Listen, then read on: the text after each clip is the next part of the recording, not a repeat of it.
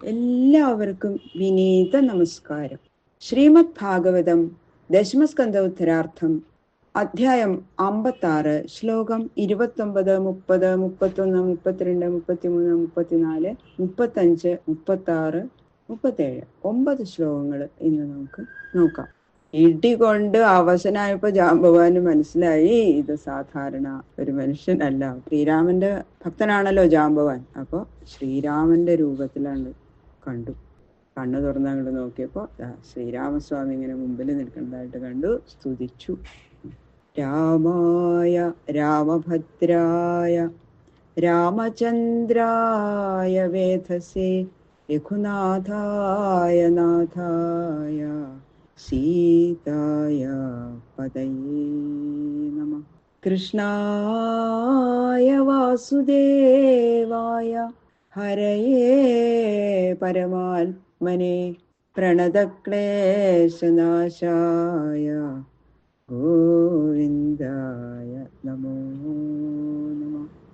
ഓം നമോ ഭഗവതേ വാസുദേവായ. ഓം നമോ ഭഗവതേ വാസുദേവായ. ശ്ലോകം 29. ഇതി വിജ്ഞാത വിജ്ഞാനം ഋക്ഷരാജാനമച്യുത വ്യാജഹാര മഹാരാജ ഭഗവാൻ ദേവകീസുത. ഇങ്ങനെ പരമാർത്ഥം അറിഞ്ഞ ജാമ്പവാനോട് ദേവകീനന്ദനായ ഭഗവാൻ ശ്രീകൃഷ്ണൻ, ഹേ മഹാരാജാവേ, ഇങ്ങനെ പറഞ്ഞു എന്ന് പറയാണ് ശ്രീ ശുകബ്രഹ്മർഷി. അഭിമൃശ്യാരവിന്ദാക്ഷ പാണിനാ ശങ്കരേണ തം കൃപയാ പരയാ ഭക്തം പ്രേമഗംഭീരയാ ഗിര. എന്ത് ഇട്ടിയാ കൊടുത്ത ജാമ്പവാന്. തന്റെ പരമഭക്തനായ ആ ജാമ്പവാന്റെ ശരീരത്തില് പരമാനന്ദത്തെ നൽകുന്ന ആ തന്റെ കൈത്തലം കൊണ്ട് തലോടി കൊടുത്തുന്ന പറഞ്ഞു ഭഗവാൻ. വേദനയുണ്ടോ ജാമ്പവാൻ എന്ന് ചോദിച്ചിട്ട് ഇങ്ങനെ എല്ലാ സ്ഥലത്തും ഇങ്ങനെ തലോടി കൊടുത്തുന്നു. എന്തൊരു കാരുണ്യല്ലേ ഭഗവാന്റെ. പരമകരുണയോടുകൂടി അതിസ്നേഹത്തെ സൂചിപ്പിച്ചുകൊണ്ട് എന്നിട്ട് ഭഗവാൻ പറയാണ്, മണിഹേതോരിഹ പ്രാപ്ത വയം ഋക്ഷപതേ ബിലം മിഥ്യാഭിശാപം പ്രമൃജൻ ആത്മനോ മണിനാമുന. ഹേ ഋക്ഷരാജാവേ, ഈ രത്ന നിമിത്തം എനിക്കുണ്ടായിരിക്കുന്ന അപവാദം കളയാൻ വേണ്ടിയിട്ട് ഈ മണി എങ്ങനെയും സമ്പാദിക്കണം എന്നുള്ള ഉദ്ദേശത്തോടു കൂടിയിട്ടാണ് ഞങ്ങള് ഈ ഗുഹയിൽ വന്നത്. ഇത്യുക്ത സ്വാം ദുഹിതരം കന്യാം ജാംബവതീം മുദ അർഹണാർത്ഥം സമണിന കൃഷ്ണായോപജഹാരഃ. ഇങ്ങനെ പറഞ്ഞത് കേട്ട് ജാമ്പവാനാണ് സന്തോഷായി.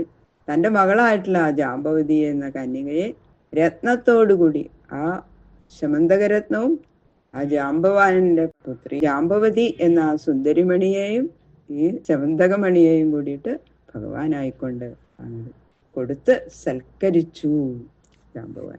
ഈ ജാമ്പവതി ശ്രീരാമാവതാരത്തില് തന്നെ ജനിച്ചിട്ടുണ്ട്. അന്ന് ഭഗവാന് കൊടുക്കാനായിരുന്നു മോഹം ജാമ്പവാന്. പക്ഷേ ശ്രീരാമന്റെ അവതാരത്തിൽ അന്ന് ഭഗവാൻ ഏകപത്നി വ്രതം അനുഷ്ഠിച്ചിരിക്കുന്ന ആളല്ലേ. അപ്പൊ അന്ന് സ്വീകരിച്ചില്ല. ഇതുവരെ വിവാഹം കഴിച്ചു കൊടുക്കാതെ ഭഗവാന് തന്നെ കൊടുക്കാൻ വേണ്ടി വെച്ചിരിക്കുന്ന ആ ഭക്തപുത്രിയെ സ്വീകരിക്കാൻ ഭഗവാൻ ചെയ്ത ഉപായമാണിത് എന്ന് വേറെ പല പുരാണങ്ങളിലും പറയണുണ്ട് എന്ന് പറയുന്നു. അദൃഷ്ട്വാ നിർഗമം ശൗരേ പ്രവിഷ്ടസ്യ ബിലം ജനാ പ്രതീക്ഷ്യ ദ്വാദശാഹാനി ദുഃഖിതാ സ്വപുരം യയു. ആ സ്ത്രീരത്നമായ ജാമ്പവതിയെയും ശമന്തകം എന്ന രത്നത്തെയും കൊണ്ട് ഭഗവാൻ വരുമ്പോഴേക്ക് ആ ഗുഹയുടെ പുറത്ത് നിർത്തിയിരുന്ന നഗരവാസികളൊന്നും അവരെയൊന്നും അവിടെ കാണാനില്ല. നിങ്ങളിവിടെ നിൽക്കൂ പറഞ്ഞിട്ടല്ലേ പോയത്. അപ്പൊ ഗുഹയിൽ പ്രവേശിച്ച ഭഗവാൻ എന്താ മടങ്ങി വരാത്തതെന്ന് വെച്ചാൽ അവര് 12 ദിവസം കാത്തു നിന്നു. പിന്നെ വിചാരിച്ചു എന്താണ് ഭഗവാന് പറ്റിയത്. അങ്ങനെ 12 ദിവസം കഴിഞ്ഞിട്ടും മടങ്ങി വരാത്തത് കൊണ്ട് അവര് ദുഃഖത്തോടെ മടങ്ങിപ്പോയി. എന്നിട്ട് അവരവിടെ ചെന്ന് പറഞ്ഞു, ഇങ്ങനെ ഭഗവാന് കാണാനില്ല, ഞങ്ങൾ അവിടെ നിന്നും കാണാനില്ല, ഗുഹയുടെ ഉള്ളിലേക്ക് കയറിപ്പോയിട്ട്. അങ്ങോട്ട് കേട്ടില്ലേ, എല്ലാവർക്കും വലിയ ദുഃഖമായി, അച്ഛനും അമ്മയ്ക്കും ഒക്കെ. നിശമ്യ ദേവകീ ദേവി രുക്മിണ്യാനകദുന്ദുഭി സുഹൃദോ ജ്ഞാതയോ ശോചൻ ബിലാൽ കൃഷ്ണമനിർഗതം. ശ്രീകൃഷ്ണൻ ഗൃഹയിൽ പ്രവേശിച്ചു. അവിടെ നിന്ന് പുറത്തേക്ക് വന്നില്ല എന്ന വിവരം ആ കൂടെ പോയ ജനങ്ങളിൽ നിന്ന് അറിഞ്ഞപ്പോൾ ദേവകി ദേവി, രുക്മിണി, വസുദേവര്, സുഹൃത്തുക്കള്, ബന്ധുക്കള് മുതലായവരൊക്കെ വളരെ ദുഃഖമായി. എന്താ ഇനി ചെയ്യാന്ന് വിചാരിച്ച് അവര് വല്ലാതെ വിഷമിച്ചു. എല്ലാവരും സത്രാജിത്തിനെ ശാപിച്ചു എന്നാ പറയുന്നത്. ഈ സത്രാജിത്ത് കാരണല്ലേ ഇങ്ങനെയൊക്കെ ഉണ്ടായത്. സത്രാജിതം ശവന്തസ്തേ ദുഃഖിതാ ദ്വാരകൗകസ ഉപതസ്ഥുർമഹാമായാം ദുർഗാം കൃഷ്ണോപലബ്ധയെ. ദുഃഖിതരായിട്ടുള്ള ദ്വാരകാവാസികള് സത്രാജിത്തിനെ ശപിച്ചുകൊണ്ട് കൃഷ്ണനെ വീണ്ടുകിട്ടാനായി മഹാമായ സ്വരൂപിണിയായ ദുർഗയെ സ്തോത്രം ചെയ്തു. ദുർഗയെ ഭജിച്ച് ഭഗവതിയുടെ ഭഗവത് സേവ ചെയ്തങ്ങനെ കഴിയാൻ തുടങ്ങി. തേഷാം ദുദേവി പ്രസ്ഥാനാൽ പ്രത്യാദിഷ്ടാശിഷാസി ച പ്രാദുർബഭൂവ സിദ്ധാർത്ഥ സദാരോ ഹർഷയൻ ഹരി. അപ്പോൾ ദേവിയെ ഭജിച്ചപ്പോൾ ദേവി പറഞ്ഞു, നിങ്ങൾക്ക് ഉടനെ ശ്രീകൃഷ്ണനെ ലഭിക്കും, ഭഗവാൻ ശ്രീകൃഷ്ണന്റെ ദർശനം നിങ്ങൾക്കുണ്ടാവും എന്ന് അനുഗ്രഹിച്ചു.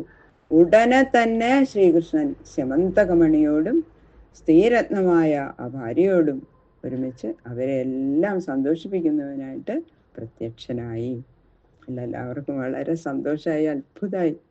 ഉപലഭ്യ ഹൃഷീകേശം മൃതം പുനരിവാഗതം സഹപത്ന്യാ മണിഗ്രീവം സർവേ ജാതമഹോത്സവാഃ. ശ്രീകൃഷ്ണൻ ഭാര്യാസമേതനായിട്ട് സ്യമന്തകമണിയോടുകൂടി മടങ്ങി വന്ന് കണ്ടപ്പോൾ മരിച്ച ഒരാള് എഴുന്നേറ്റ് വന്ന് കണ്ടാൽ എത്ര സന്തോഷം ഉണ്ടാവും. അങ്ങനെയുള്ള ഒരു സന്തോഷം ദ്വാരകാപുരവാസികൾക്കെല്ലാം ഉണ്ടായി. ബാക്കിയുള്ള ശ്ലോകങ്ങൾ നമുക്ക് നാളെ നോക്കാം. സർവത്ര ഗോവിന്ദനാമ സങ്കീർത്തനം. ഗോവിന്ദ ഗോവിന്ദ ഗോവിന്ദ.